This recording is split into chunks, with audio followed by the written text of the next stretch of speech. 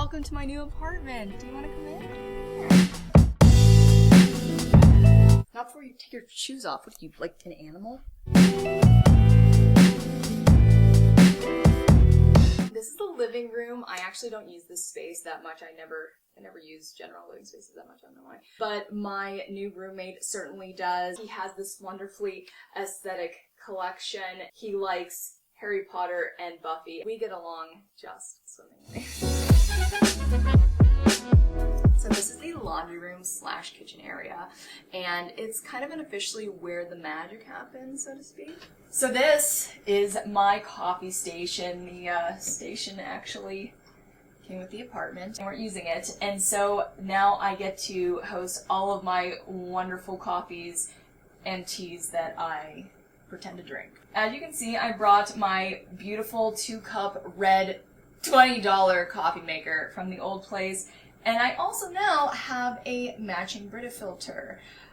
We actually have 2 Brita filters. I don't mean to flaunt my excess or anything, but we have one for room temperature, my coffee, and one for cold drinks. Whoever likes those. I hate being cold. So this is my vintage stove. I believe it came with the house, or even possibly before it, because I think that it was designed before they invented Fahrenheit. As you'll notice, there are no numbers on any of the dials.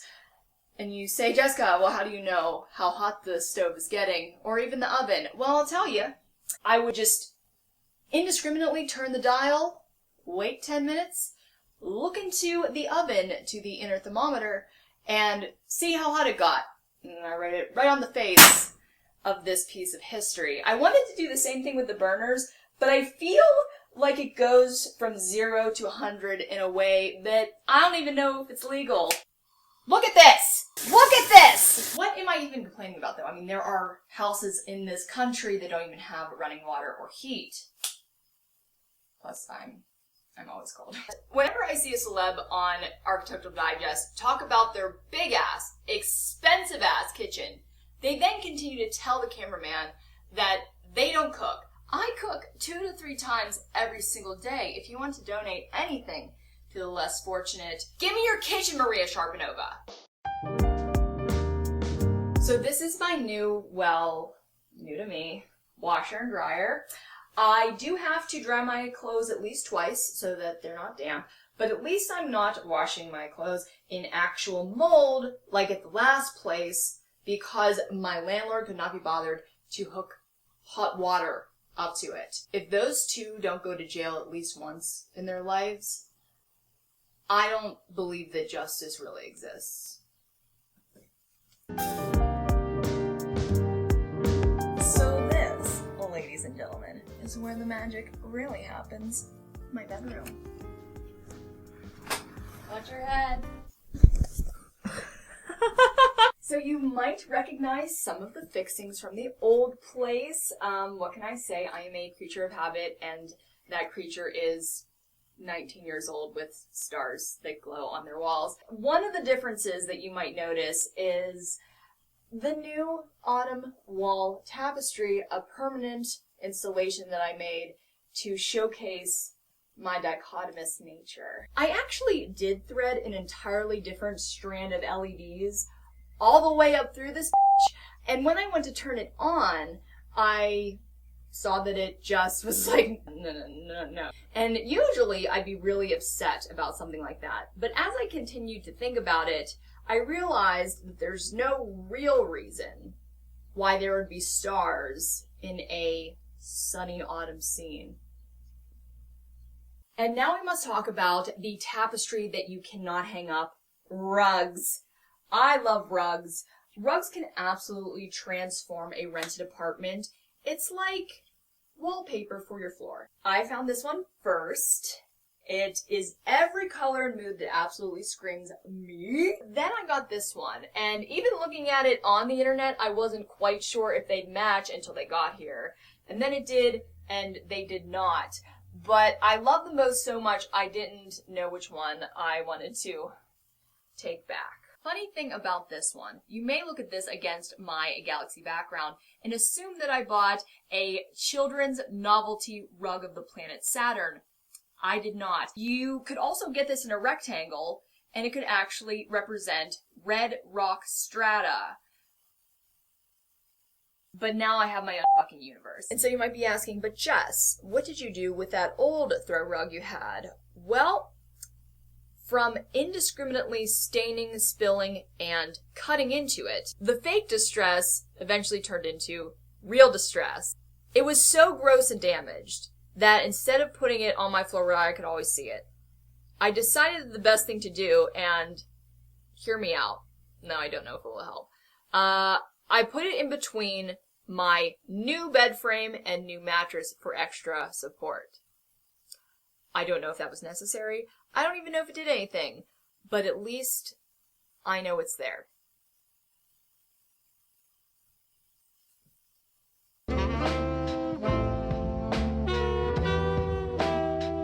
So before we get into the details of the room, I have to show you my first ever personal private bathroom that is built en suite to my room.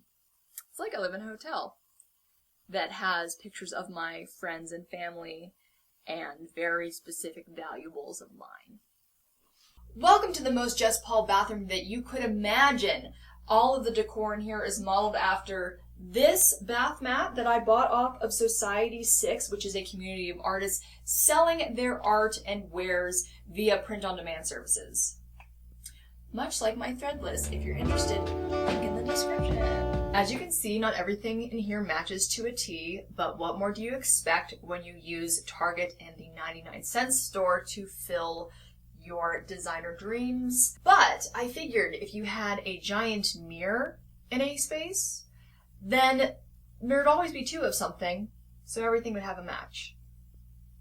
But if we are talking about the real initial inspiration for this bathroom's decor, I'd be remiss if I didn't mention, when I first got here, I was checking everything out, making sure that everything was kosher. And then I put down the toilet seat, and I found this.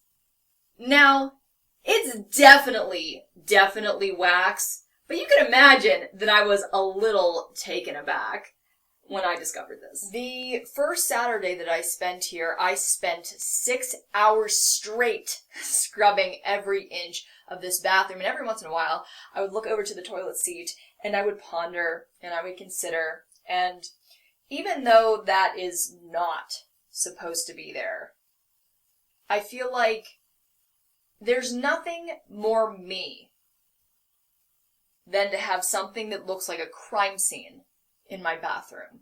And if you look down, you will see the bane of my existence. At first I thought that the discoloration was it just being rubbed off, but then if you look closely, you see that they tried to paint it with another color, and then it just rubbed off again. I did buy a bathtub mat to cover it up, but it felt like putting a Band-Aid on the problem.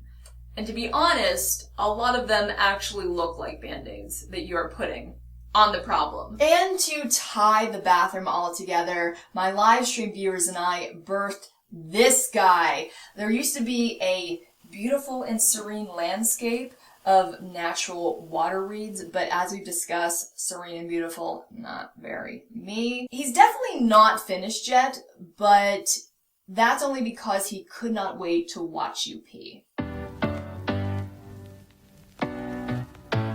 And this, you might say, is where the magic happens. My almighty workstation. I have a big monitor, 2 screens, so that I can watch YouTube with whatever else I'm doing. And as you see, we actually utilize house elves. We do not condone house elf slavery in this house. He is here on his own accord,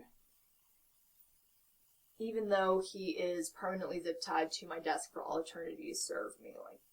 And finally, my fake food has its own dedicated, deserved spot in my bedroom, and it's not shoved to the foot of my bed. That little job goes to my $800 footboard. as you see, one of my newest prized possessions is what I call my donut tea trolley. It actually was a rack that I found just littered with potted plants on my balcony. Looks like someone had left it there for like at least a decade. I spray painted it rose gold. It looks more like brass. Speaking of my balcony, did I mention that I have a balcony? And this is, how do they say, where the magic happens. You know, I never really expected to have a balcony, but now that I have one, it's created so much utility and a place of reflection for me. I can work out here. It really is the only outdoor space that I have to finish my donuts. But it also is somewhere where I can step out at midnight when the lights glow on, like little fairies on the horizon. And I can sit and I can drink my coffee. I can recollect and cast future aspirations for about 90 seconds, and then I go inside because I really don't like being cold. So please, enlighten me. What was your favorite part of my new apartment? I've got to say, I love my bathroom. I love my creepy monster that watches me pee. Oh my goodness, a selfism. For my social seance, no ghosts in the new place yet. I actually want to go back to my part 1 of this video, which was actually the moving out stage. And I'd like to read a couple comments because you guys were really sweet, and I'd like to clarify kind of how I was feeling and what the truth really was in the entire matter. Interactus says a little bit higher and a little bit higher, and one day you look back and say, how did I get here? But who knows where you will be when you say that. Sounds like you are feeling blue. Cheer up. But it will be okay. It's always okay in the end. Otherwise, it's not the end. I love those sentiments. I guess a lot of the maybe the music and maybe even my demeanor as it was late at night, filming my wonderful song that I wrote about my old place. So glad to have shared that with you. It was somber but positive. It was this quiet kind of transition and celebration because it was only good to be moving out of my old apartment. And honestly, I've been here for about 3 weeks now, kind of getting the place ready for myself and to show you guys. And my mood, my outlook, my drive, it was pretty high, but at the same time, there seemed so much work to be done to do all the packing and the moving, and just kind of settling in a new place, knowing that you kind of had to move on from one thing to another. And to clarify these clarifications, there's something really important that I need to say. So I spent this whole video roasting the hell out of my new digs for comedy's sake and to drive the Architectural Digest parody home, which, if you haven't watched those videos, then I guess this was just me being funny while I showed you my house. But if you want to know how I truly feel about my new place, it is that I could not be happier. Ever since I toured this apartment and met my incredible roommate and then started waking up in a space that I actually was proud of and excited about, everything about my life and about my demeanor and my outlook got better. And I adore this new space I have, including its quirks. And I am so grateful to be here. Thank you guys for all your support thus far.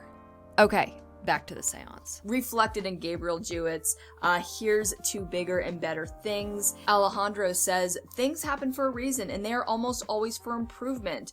I wish that in your new place you could write new scripts, create more fake food, keep building new projects, and that you continue to grow as you have in all the time that I follow you.